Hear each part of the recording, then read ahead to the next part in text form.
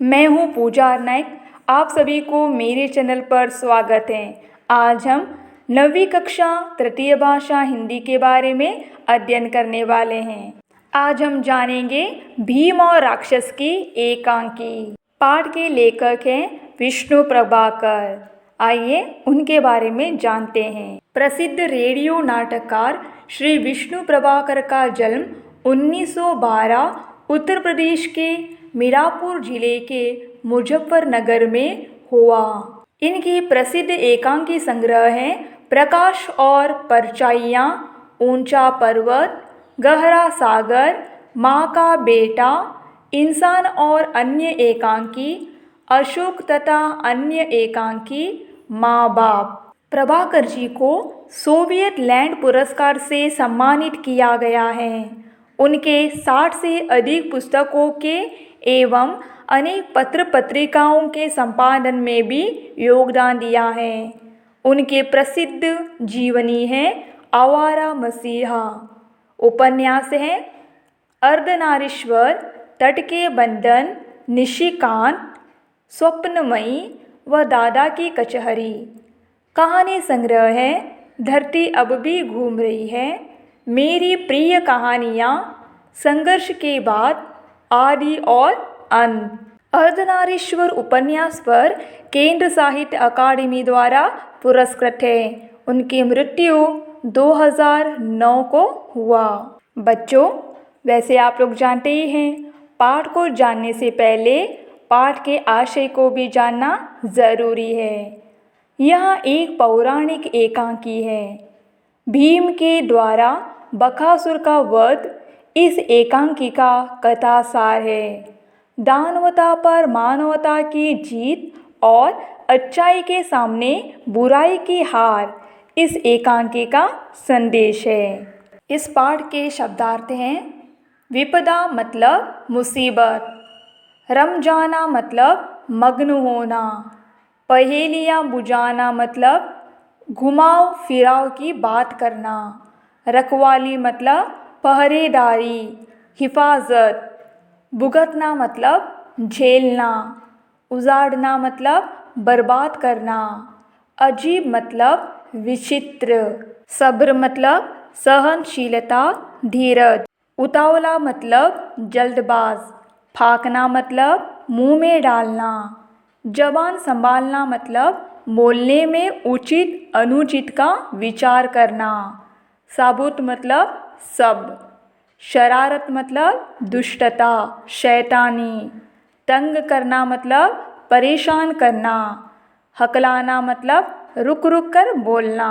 एकांकी में आने वाले पात्र परिचय हैं ब्राह्मण, घर का मालिक, ब्राह्मणी, ब्राह्मण की पत्नी, कुंती, भीम की माता, भीम, कुंती का पुत्र, बकासुर, राक्षस और एक राक्षस।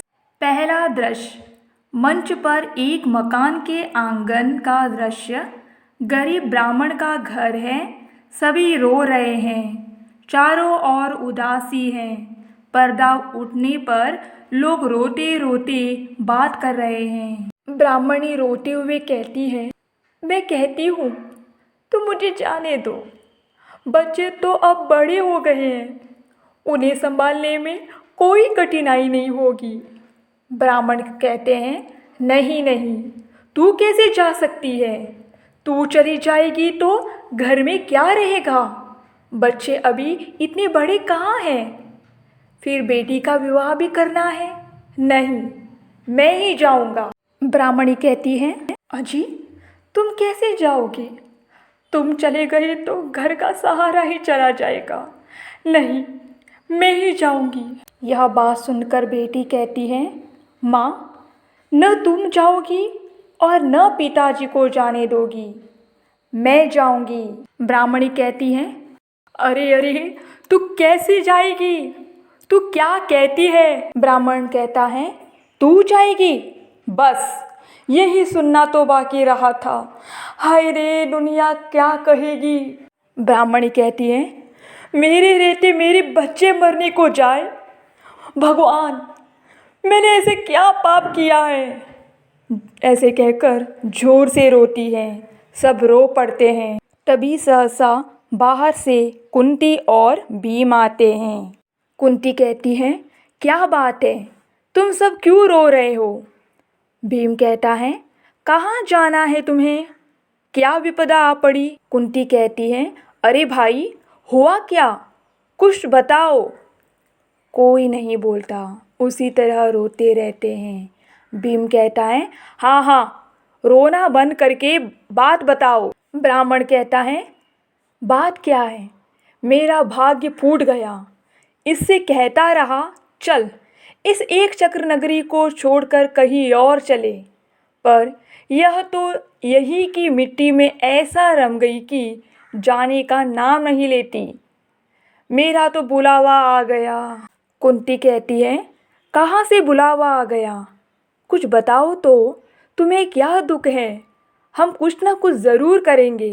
ब्राह्मण कहता है, हाय बहन, तुम हमारे अतिथि हो, अतिथि को अपने दुख से दुखी नहीं करना चाहिए। कुंती कहती है, अच्छा तुम न बताओ, मैं अपनी बेटी से पूछती हूँ। बेटी से कहती है, हाँ बेटी, बताओ तो क्या बात है। ब्राह्मणी कहती है, अजी बता क्यों नहीं देते, ये परदेशी है, उस राक्षस की कहानी का इन्हें क्या पता। ब्राह्मण कहता है, हाँ, हम लोग उसे बक कहते हैं, वैसे उसका पूरा नाम बकासुर है। भीम कहता है, ओ बकासुर, फिर वह क्या करता है? ब्राह्मण कहता है, करता क्या, इस नगरी की रक्षा करता है। कुंती कहती है, राक्षस रक्षा करता है? रक्षा करता है तो तुम रोते क्यों हो? क्या वह अब जा रहा है या तुमसे कुछ अपराध हो गया है? ब्राह्मण कहता है, ना बहन, कुछ अपराध नहीं हुआ। भीम कहता है, तुम पहेलियाँ बुझा रहे हो। ऐसा कौन राक्षस है जो नगरी की रक्षा करता है? क्या यह कोई राजा नहीं है? ब्राह्मण कहता है, बेटा, मैं तुम्हें सब कहानी बताता हूँ। इस नगरी का राजा बड़ा दुर्बल है, बस गद्दी पर बैठना जानता है। उसको दबाकर बक असली राजा बन बैठा है, वही अब हमारी रक्षा करता है। भीम कहता है, फिर वह आपसे कुछ बदले में मांगता होगा। ब्राह्मण कहता है, हाँ बेटा, बकासुर हम सब लोगों की रखवाली करता है और उसके बदले में हमसे एक गाड़ी अन्न, 2 भैंसें और 1 मनुष्य लेता है। भीम कहता है, रोज़? ब्राह्मण कहता है, हाँ बेटा, रोज़ लेता है। नगर के सब लोगों ने मिलकर बारी बांध ली है। जब जिसकी बारी आती है तब वही यह सब सामान बेचता है। भीम कहता है, तो अब समझ में आया, आज तुम्हारी बारी है। अरे, तो पहले ही क्यों ना बता दिया था? कुंती कहती है, लेकिन क्या सब लोग अपनी अपनी बारी भुगतते हैं? ब्राह्मण कहता है, सब लोग अपनी बारी भुगते हैं, न भुगते तो वह राक्षस सारे नगर को उजाड़ दे, हजारों मनुष्य को एक साथ खा जाए। भीम कहता है, और जो कोई अपनी जगह दूसरा आदमी भेज दे? ब्राह्मण कहता है, हाँ, भेज सकता है, उसे तो आदमी चाहिए, बहुत से लोग ऐसा करते हैं। कुंती कहती है, तो क्या यहाँ आदमी बिकते भी हैं? ब्राह्मण कहता है, हाँ बहन, बिकते हैं, मेरे पास धन नहीं है, होता तो एक आदमी खरीद कर बेच देता। भीम कहता है, बड़ी अजीब नगरी है यहाँ आदमी बिकते हैं। मालूम होता है यहाँ के आदमियों में आपस में प्रेम और एकता नहीं है। कुंती कहती है, लेकिन ऐसा कब तक उस राक्षस का पेट भरते रहोगे? ब्राह्मण कहता है, यह तो कोई सोचता ही नहीं, जब जिसकी बारी आती है तभी उसे ध्यान आता है, बस रो पीट कर कुछ दिनों में वह भी सब्र कर लेता है। भीम कहता है, कब से ऐसा होता आ रहा है? ब्राह्मण कहता है, पिछले 40 वर्षों से। भीम हंसते हुए कहता है, बड़े बहादुर हो तुम लोग। अरे 40 वर्षों में कोई एक भी आदमी ऐसा नहीं पैदा हुआ जो उस राक्षस को पहाड़ पड़ा सकता हो। अगर तुम हिम्मत करो तो उसे मार सकते हो।